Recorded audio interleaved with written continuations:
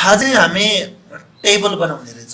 Table भनेको जस्तो Microsoft वर्डमा पनि लिस्टिङ गर्नु पर्यो भने र टेबल बनाउने तरिका तीनवटा तरिका छ है। माइक्रोसफ्ट वर्ड खोल्नु पर्यो भने कसरी हो रे? विन्डो दबाएर R दबाउनुस्, run box WINWORD win word लेखेर इन्टर गर्यो भने माइक्रोसफ्ट वर्ड खोलिन्छ है। अब हामीलाई कुनै बेला लिस्टिङ गर्नु पर्यो भने टेबल बनाउनु पर्यो भने अब थुप्रै तरिका मध्ये जस्तो मेथड 1 म पहिला एउटा तरिका सिकाएँ। एउटा तरिका यो इन्सर्ट मेनुमा जाने, यसमा गए पछाडि यो टेबल भन्ने आइकन देख्नु भएको छ, यहाँनिर यसको डाउन एरोमा क्लिक गर्ने अनि त यहाँनिर अब यसलाई ग्रिड भन्छ, चित्र।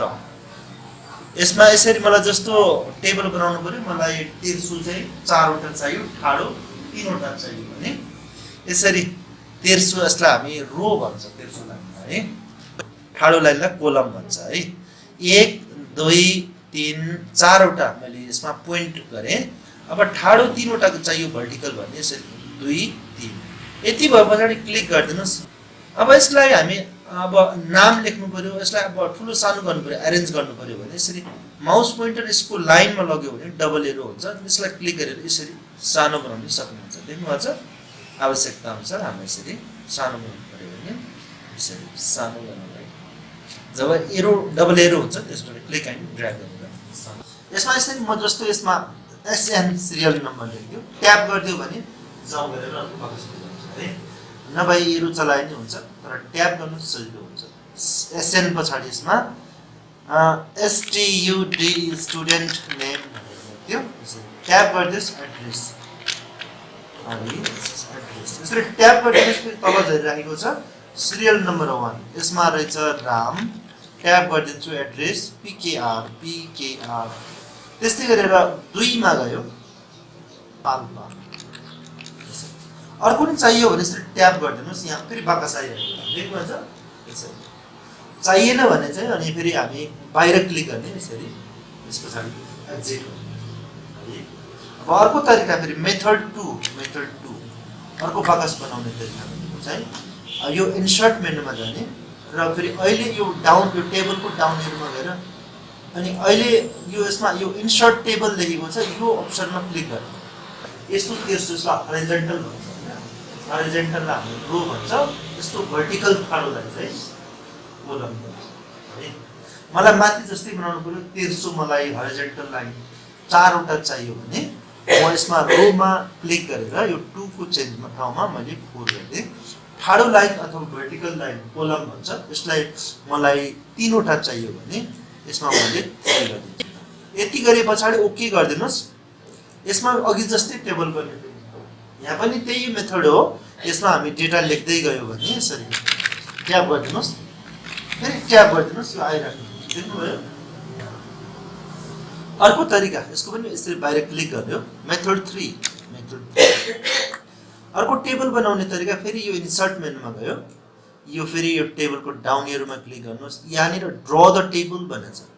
के भनेको छ अरे? Draw the table. यसमा क्लिक गर्नुहोस् र अब यसरी क्लिक गर्ने बित्तिकै माउस पोइन्टर पेन्सिलमा कन्भर्ट हुन्छ। जहाँ टेबल बनाउनु छ यसलाई क्लिक एन्ड ड्र्याग गरिदिनुहोस्, देख्नुहुन्छ त? अनि यसरी तान्दाखेरि एउटा छेउबाट अर्को छेउसम्म यसरी तान्नुहोस्। बिचबाट यस्तो गरिराख्यो भने यस्तोतिर भइदियो भने फेरि कन्फ्युज हुन सक्छ। सो कन्ट्रोल Z गरिदियो भने यसरी तान्दा यसरी छेउदेखिको छेउसम्म यसरी ठाडो पनि चाहियो, यसरी म ठाडो पनि तान्न सक्नुहुन्छ यसरी। अब यसबाट निक्लिनको लागि एस्केप की दबाउनु किबोर्डको, कि त अब यसलाई डबल क्लिक गरिदिनुहोस्, यसरी यसो गरिदियो भने कर्सरमा कन्भर्ट हुन्छ यसरी। अब फेरि यसमा पनि हामी डेटा लेख्दै गयो, ट्याप गर्यो, त्यही सेम प्रोसेस हो। यसमा पनि इन्सर्ट रो, डिलिट रो, मर्ज, स्प्लिट।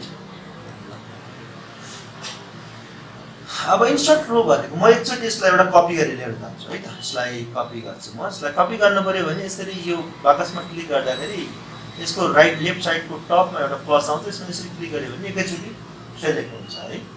त्यस पछाडि म फेरि यसमा यसरी राइट क्लिक गरेर यसमा कपी गरिदिन्छु। कपी अप्सन कपी गर्यो र म कन्ट्रोल एन गर्छु नयाँ पेज दिन्छु यसलाई म कन्ट्रोल भी गरिदिन्छु पेस्ट हुन्छ अथवा राइट क्लिक गरेर पेस्ट गर्दै यो यहाँ है अब यसमा अब हामी यसमा एडिटिङ गर्न सिक्छौँ थोरै अब जस्तो यसमा इन्सर्ट रो भनेको जस्तो मलाई यो बढी भएको छ यसमा जस्तो यो तलको लाइन चाहिँ मलाई बढी भयो यसलाई फाल्दिनु पर्यो भने यसरी मैले सेलेक्ट गर्यो तेस्रो लाइनलाई फाल्नु पर्यो भने लेआउट मेनुमा जाने यसमा डिलिट लेखेको छ यसको डिलिटको डाउनमा क्लिक गरेर डिलिट रो गर्नुहोस् अहिले तेस्रो लाइनहरु बढी भएको डिलिट गर्यो देख्नुभयो अब कुनै ठाउँमा हामी सब फेरि इन्सर्ट गर्नु पर्यो यहाँ रामको अर्को भाइ पनि रहेछ रामको भाइ राजु रहेछ हो हरि भन्दा माथि लेख्नु पर्यो भने म फेरि के गर्न सक्छ त त्यस्तो बेलामा फेरि यसमा कर्सर राखेर फेरि यो लेआउट मेनुमा गएर इन्सर्ट बिलो गर्दिनुस् यो रो एन्ड कलम ग्रुपमा यहाँ इन्सर्ट बिलो भन्ने अप्सन देख्नुहुन्छ यसमा क्लिक गरिदियो भने यहाँ फेरि रो देख्नुभयो यसमा यसरी म यसमा रामको भाइको नाम रहेछ राजु AJU राजु अब राजु र राम दुईटै पोखराको रहेछ हो अनि म यो दुईटैको एड्रेसलाई एउटा बनाउन चाहे भने फेरि यसलाई के गर्न सक्छ त यसरी सेलेक्ट गरेर अनि फेरि यो लेआउटमा गएर मर्ज भन्ने अप्सन छ यसले मर्ज गरिदियो भने यो दुईटा एकै ठाउँको भयो देख्नुभयो त अब यसमा मलाई फेरि के गर्नु पर्यो उता दाहिनेतिर टेलिफोन नम्बर थप्नु पर्यो अथवा मोबाइल नम्बर राख्नु साथीहरुको हैन त्यस्तो बेलामा फेरि हामी के गर्न सक्छ त अनि कर्सर यो कोलममा राखेर अनि फेरि यता त्यो लेआउटमा गएर फेरि इन्सर्ट राइट गर्दिन्छ इन्सर्ट राइट यस्तो गर्दियो भने उतातिर फेरि गर्न सक्दैन देख्नुभयो त यसमा फेरि म फोन नम्बर यसमा फोन पनि एकपटि घरको एकपटि फेरि अफिसको राख्नु भने फेरि म के गर्छु त यसलाई सेलेक्ट गरेर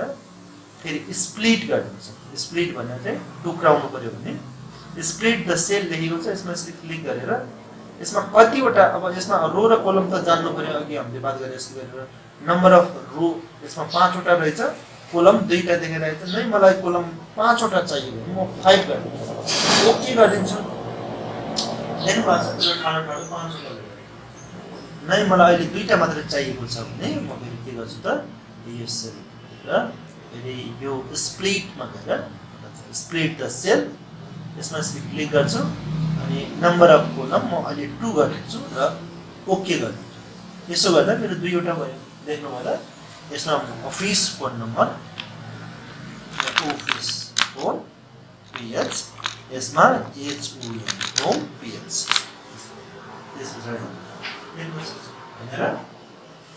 अब अर्को अप्सन छ यसमा जस्तो हामीलाई कुनै बेला फेरि जस्तो माथि टाइटल राख्नु यसमा स्टुडेन्ट नेम लेखेको थियो उसको उनीहरुको यसमा स्टुडेन्ट रेकर्ड भनेर लेख्नु पर्यो टाइटल राख्नु पर्यो भने फेरि म यसमा क्लिक गरिदिन्छु टपमा अनि फेरि इन्सर्ट एबोभ गरिदिन्छु यसो गरिदियो भने यो फेरि यहाँ एउटा लाइन थपिराखेको छ अनि यसमा फेरि म क्लिक गरेर यहाँ लेखिदिन्छु STUDENT स्टुडेन्ट REC रिपोर्ट 2024 भनेर अब यसलाई म एउटै बनाउनु पर्यो भने फेरि अघि जस्तै गरेर फेरि के गर्न सक्छ सेलेक्ट गरेर मर्ज अप्सन यो तपाईको लेआउटमा गएर मर्ज यस्तो गर्दियो भने यो अहिले मेरो यो एउटै ढिक्का भएर देख्नुभयो त यसलाई सेन्टरमा राख्नु पर्यो भने हामीले अलाइनमेन्ट पढाएको थियो है सेलेक्ट गर्ने यो होम मेनुमा गएर फेरि यो सेन्टर अलाइनमेन्ट जस्तै राख्नु यो सेन्टर